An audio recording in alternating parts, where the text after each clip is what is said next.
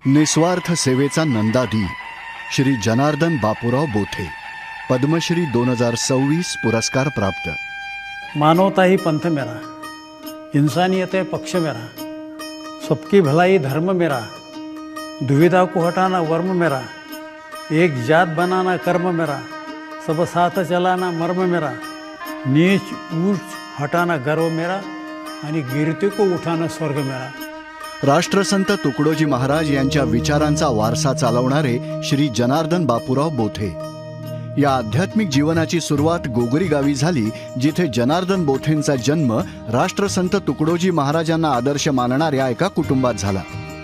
एके दिवशी राष्ट्रसंत तुकडोजी महाराज त्यांच्या घरी आले आणि लहान जनार्दनला पाहून त्यांनी त्याची विचारपूस केली। जनार्दनच्या वडिलांनी त्यांना सांगितलं की तो त्यांचा मुलगा आहे। महाराजांनी त्याची प्रतिभा पाहिली आणि जनार्दनला आपल्या स्वाधीन करण्याची त्याच्या वडिलांना विनंती केली। वडिलांनी भक्तिभावाने लगेच होकार दिला आणि जनार्दनचा महाराजांसोबत प्रवास सुरू झाला। हे गुरुदेव मेरे दिल आओ, सुंदर सेज बिछाया हो। जनार्दन बोथेंनी राष्ट्रसंत तुकडोजी महाराजांचे वैयक्तिक सचिव म्हणून सेवा केली।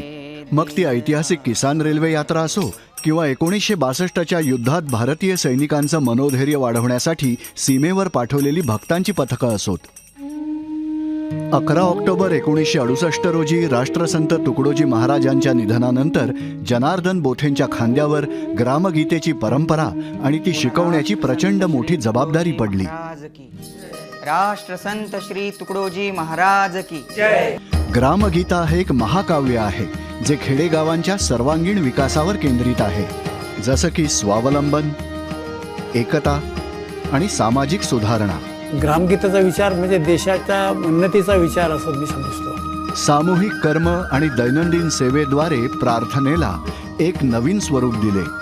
ग्रामगीतेची शिकवण नजरेसमोर ठेवून जनार्दन बोथेंनी स्वच्छता मोहीम, व्यसनमुक्ती मोहीम आणि पर्यावरण संवर्धनासारखे उपक्रम सुरू केले। तसंच स्वावलंबनाला प्रोत्साहन म्हणून महिलांच्या 850हून अधिक गटांना सहाय्य केले।